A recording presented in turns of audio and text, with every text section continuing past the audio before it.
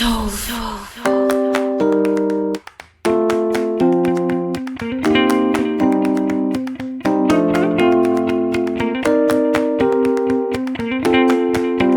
38. Lamaran. Mata Alena terlihat bengkak karena menangis semalaman. Ia melihat handphonenya, tapi Nizam masih belum menghubunginya. Dengan malas, ia bangun dan berjalan ke kamar mandi.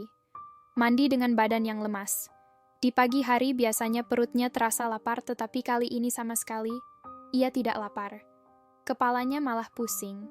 Alena teringat saat di Amerika, kalau ia sedang sedih selalu ada Cynthia yang menemaninya, dan bahkan di pagi hari seperti ini, selalu ada sarapan yang dibawa dalam nampan berkaki, lalu nampan itu dibawa ke tempat tidur. Tapi, di Indonesia memang sedikit pantang untuk makan di atas tempat tidur, kecuali sedang sakit. Tepat pukul 10 nanti Om Hartono akan datang bersama istri dan putranya untuk melamar Alena. Dan hampir semalaman Alena menimbang-nimbang keputusan apa yang harus ia ambil. Alena berpikir sangat tidak mungkin ia menceritakan hal ini pada Nizam, karena walau bagaimanapun Nizam belum menjadi suaminya. Lagi pula uang 35 juta dolar Amerika. Bukanlah uang sedikit. Sangat mustahil bagi Alena meminta bantuan Nizam. Jangan-jangan ia malah akan kehilangan muka. Ia akan dicap sekongkol dengan orang tuanya mencoba memeras Nizam. Memanfaatkan Nizam untuk membayar utang-utang mereka. Sehingga akhirnya ia akan dicap sebagai wanita materialistis. Lagi pula ia tidak tahu sekaya apa Nizam. Uang 35 juta dolar Amerika itu jelas-jelas tidak akan bisa dimiliki oleh setiap orang. Ibunya tidak masuk ke dalam kamarnya. Padahal biasanya kalau ia telat bangun sedikit saja ibunya sudah nongol ke dalam kamarnya dan berusaha membangunkannya. Alena paham. Dengan suasana muram yang terjadi di rumah ini, Alena memilih gaun berwarna gading untuk menerima rombongan Om Hartono. Walau ia membenci pertemuan ini, ia tetap saja ia tidak tampil asal-asalan. Di dalam rumah ternyata sedang sibuk mempersiapkan kedatangan tamu agung. Rumah dari subuh sudah dibersihkan, dan meja makan sudah tertata dengan rapi.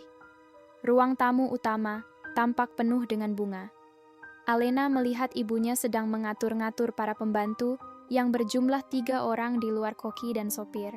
Melihat Alena turun ibunya tersenyum, tetapi Alena melihat sangat jelas bahwa senyum ibunya adalah suatu keterpaksaan. Alena, kemarilah. Walaupun kita hendak menolak lamaran ini, tetapi tentu saja kita tidak bisa asal-asalan menerima kedatangan mereka. Mengingat Pak Hartono adalah salah satu pengusaha terbesar di Surabaya dan teman lama ayahmu. Tentu saja, Bu. Ibu tenang saja. Alena yakin akan jalan keluarnya. Semoga saja Allah menolong kita. Amin. Alena menggumam. Pukul 10 lebih sedikit Pak Hartono datang bersama rombongan. Ada 2 mobil mewah dengan hampir 10 penumpang. Di mobil depan Pak Hartono dan keluarganya berada dengan seorang sopir pribadi.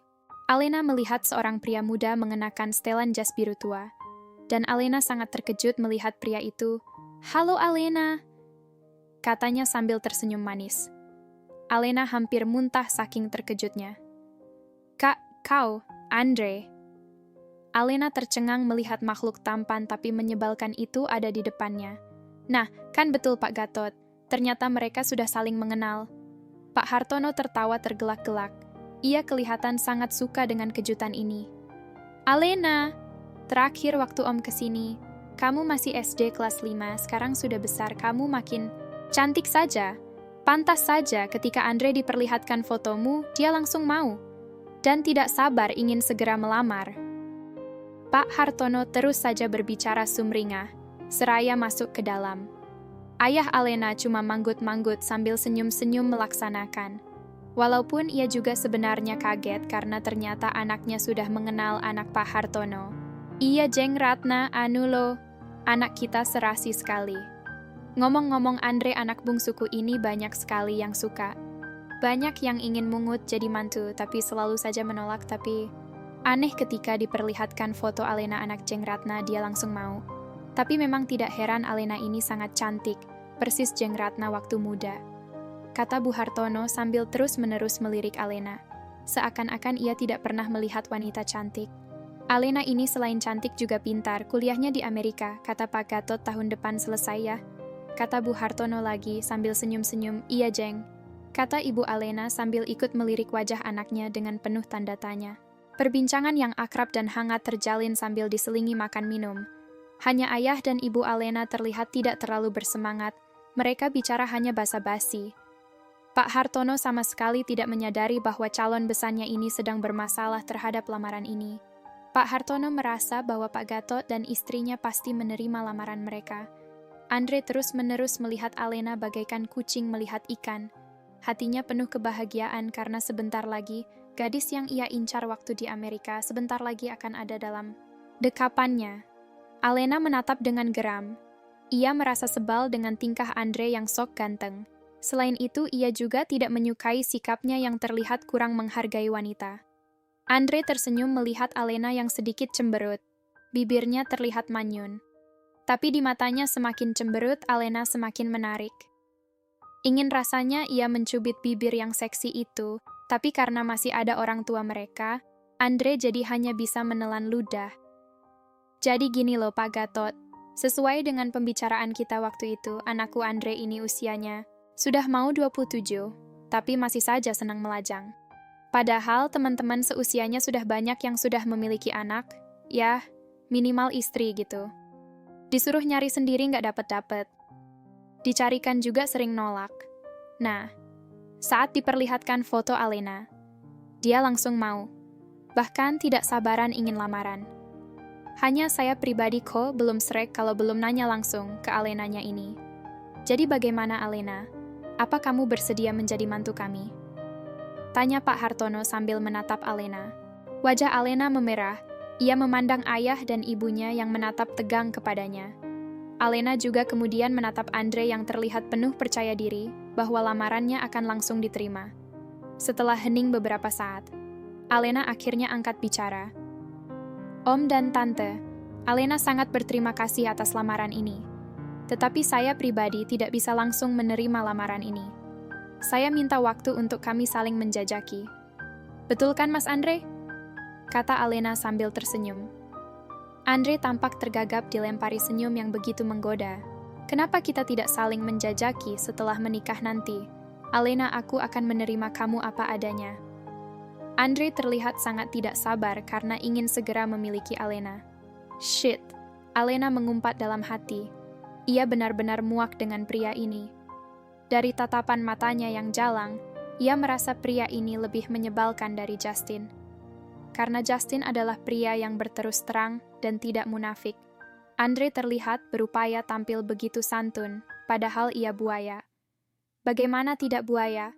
Bukankah ia bertemu Andre saat bersama dengan Siska? Dua, orang berlainan jenis ada di luar negeri rasanya kalau sekedar sahabat tidak mungkin. Kecuali kalau perginya beramai-ramai dengan yang lain.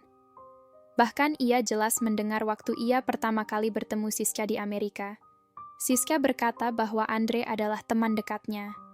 Tidak Mas Andre, kamu hanya melihat aku di foto, belum tahu siapa aku sebenarnya. Berikanlah aku waktu bercerita sedikit saja tentang siapa aku. Om Hartanto, aku tidak ingin Mas Andre bagai membeli kucing dalam karung.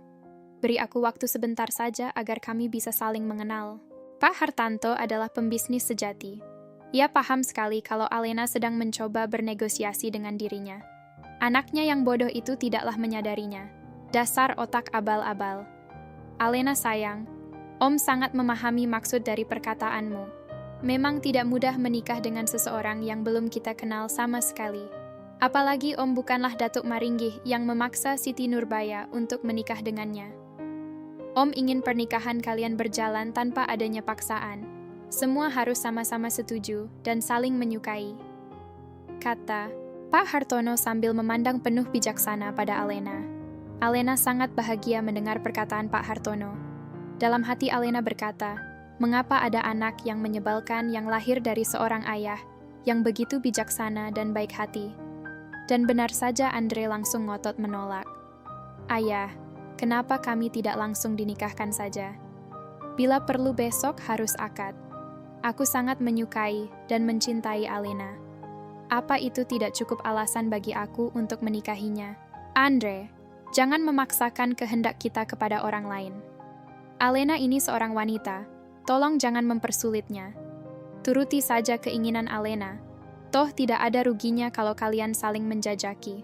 Selama penjajakan kamu bisa memperjuangkan hati Alena, agar dia setuju untuk menikah secepatnya. Karena ayah sendiri sudah tidak sabar ingin menimang anak darimu. Wajah Alena kembali merona merah. Andre hampir saja ingin menerkamnya, saking tidak tahannya. Baiklah ayah kalau keinginanmu, agar aku memenuhi keinginan Alena seperti itu. Tapi Alena berjanjilah bahwa penjajakan itu tidak akan memakan waktu yang lama.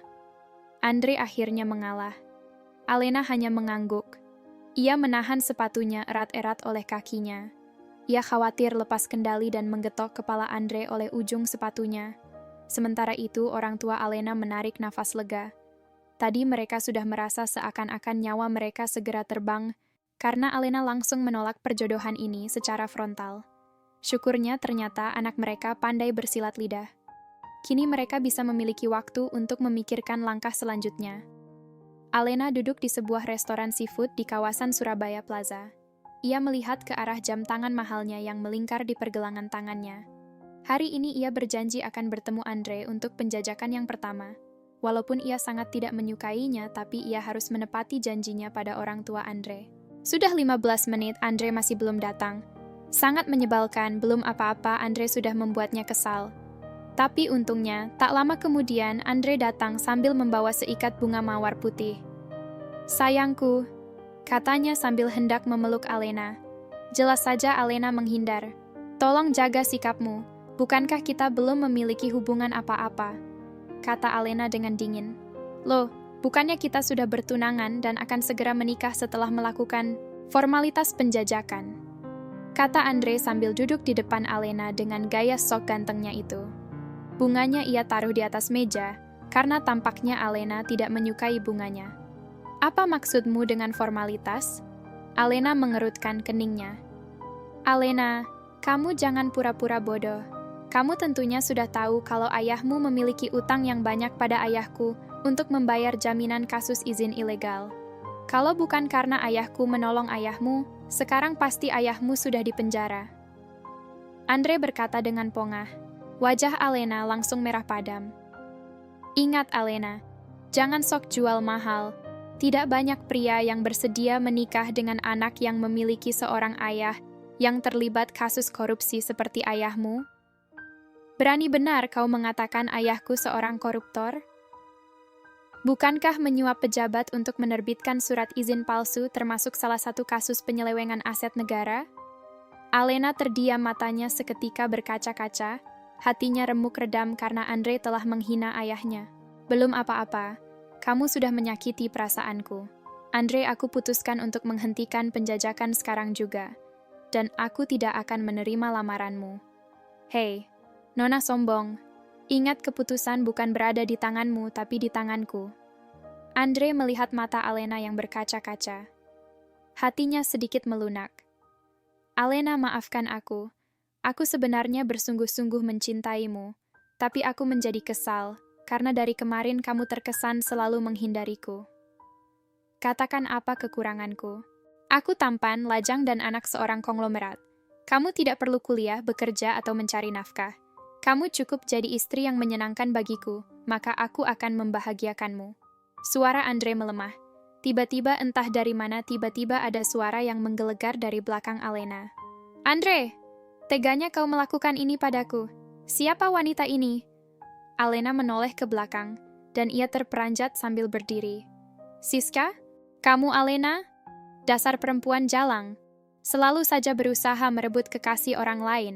Apa waktu SMA kamu tidak cukup menyakitiku karena mengambil Nakula dariku? Sekarang kamu hendak mengambil Andre. Aku berusaha memaafkannya, tapi kamu terus menginjak-nginjakku." Alena tertegun mendengar Siska nyerocos. Siska yang lembut dan baik hati bagaimana bisa berubah menjadi buas begitu? Ia lalu teringat Nakula, teman sekelas mereka waktu di SMA. Nakula selalu mengejar-ngejar dirinya. Apakah Siska mencintai Nakula? Tapi ia tahu pasti bahwa Nakula tidak pernah jalan bersama Siska. "Siska, aku sungguh tidak mengerti." "Diam kamu wanita jalang. katanya sambil mengangkat tangan mau menampar Alena. Tapi tangan Siska ada yang memegang dari belakang sehingga tangan itu tidak jadi menampar Alena. Siska menoleh ke belakang melihat siapa yang telah memegang tangannya. Dan Siska seketika bengong terpesona melihat orang yang memegang tangannya. Seraut wajah yang sangat tampan, bermata coklat tajam, beralis tebal dengan bulu mata panjang. Hidung mancung dan bibir yang begitu ikal. Rahang kokoh menunjukkan kejantanan pria sejati.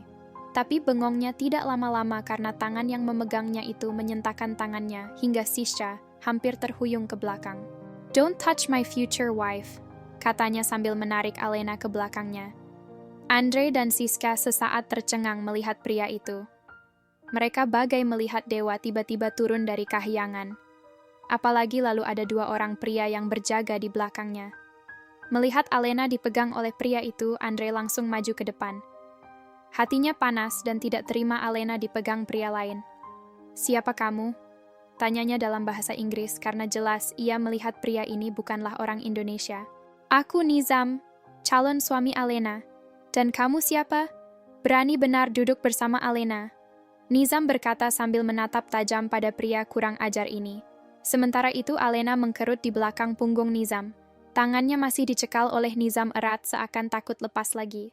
"Calon suami dari mana?" tanya Alena siapa calon suaminya.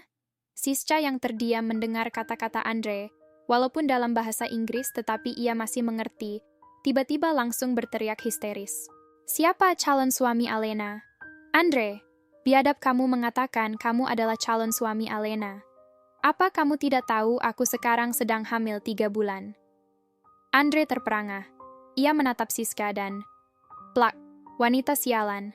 Aku sudah bilang untuk menggugurkannya." Pipi mulus itu langsung berubah menjadi warna merah bergambar telapak tangan. Siska dan Alena menjerit. Siska menjerit kesakitan, dan Alena menjerit ketakutan. Ia memeluk Nizam dari belakang. Alena pergi. "Alena, tunggu Alena!" Andre mencoba mengejar Alena tapi dua pria yang menjaga Nizam menghalang.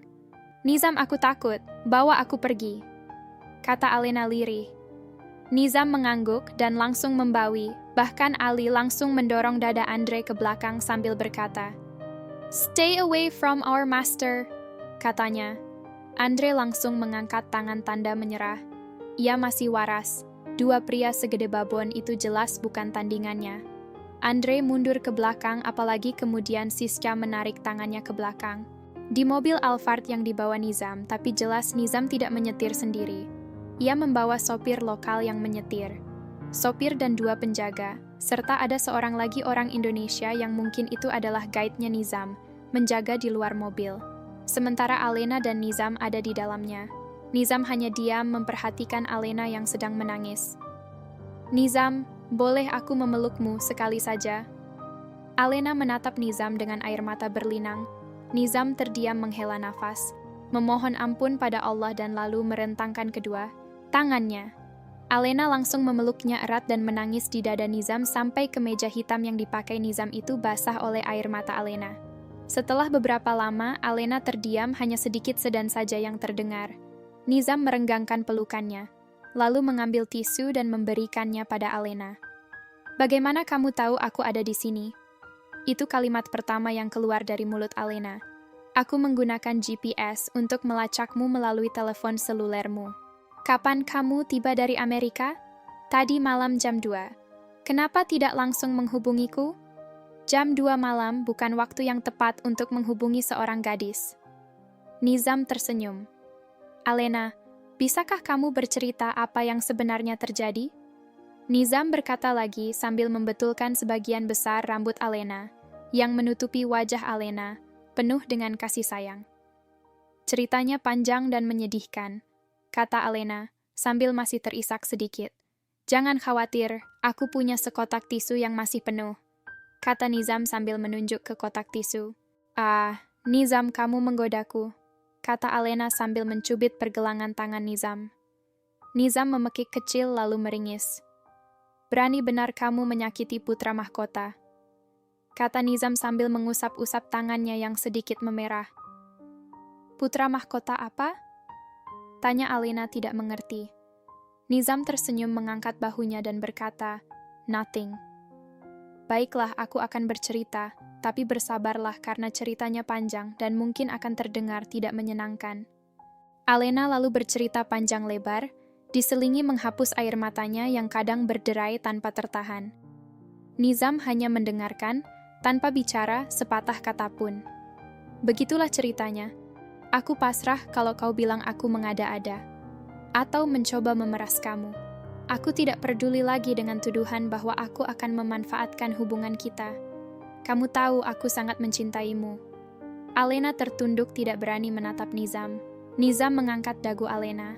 Alena melihat mata Nizam yang memancarkan cinta pada dirinya. Sedikitpun Alena tidak melihat reaksi yang mengejutkan pada diri Nizam. Berita bahwa ayahnya seorang kriminal yang memiliki utang 500 miliar tampak seperti berita biasa bagi Nizam. Sayangku Alena, kamu tahu apa yang sekarang sedang aku rasakan? Tanya Nizam. Alena menggelengkan kepalanya. Apa kamu membenci diriku? Apa kamu akan memutuskan diriku? Gadis bodoh, katanya sambil mendorong pipi Alena oleh jarinya. Aku sangat bahagia mendengar ceritamu, Alena. Kamu tahu aku sangat ketakutan melamarmu terlebih. Kamu hanya akan jadi istri keduaku. Tapi ketakutan itu sedikit luntur ketika mendengar ayahmu bersedia masuk penjara demi kebahagiaanmu. Jadi asal kau bahagia, maka ayahmu pasti tidak keberatan dengan lamaranku. Ih, kamu Nizam, sebenarnya sama saja dengan Andre, buaya, kata Alena sambil cemberut. Jangan berbicara seperti itu. Aku berbeda dengan Andre. Aku tidak berdaya untuk menikah dengan seseorang. Hah? Berarti sekarang kamu sudah menikah? Hati Alena langsung panas membara. Alena, jangan berpikir macam-macam dulu. Nanti kalau tiba saatnya, akan aku ceritakan seluruhnya. Saat ini aku ingin fokus dulu untuk menikahimu. Ayolah kita ke rumahmu sekarang juga. Nizam, maafkan aku masih bimbang. Bimbang apa? Nizam tiba-tiba ketakutan. Ia takut Alena berubah pikiran dan menolak menikah dengannya. Bisa mati berdiri kalau hal itu terjadi. Aku kasihan pada ayahku. Alena tertunduk, ia sangat malu mengatakan hal ini pada Nizam. Ia malu untuk mengatakan bahwa ia perlu mempertimbangkan lamaran Andre karena ia tidak mau ayahnya masuk penjara. Jadi ia memang perlu uang sebesar 500 miliar itu untuk membayar utang ayahnya. Nizam tersenyum mendengar kata-kata Alena. Tanpa Alena harus bicara banyak, Nizam pun langsung mengerti apa maksud dari Alena. Sayangku, aku berikan mahar 10 kali lipat sekarang juga untuk pernikahan kita. Dan semua aku berikan untuk ayahmu. Karena untukmu, aku juga punya mahar yang lain. Asal kita bisa menikah secepatnya. Aku tidak tahan ingin menyentuhmu. Nizam berbisik di telinga Alena. Alena terbelalak menatap wajah tampan di hadapannya. Wajahnya merah padam mendengar kata-kata Nizam yang terakhir.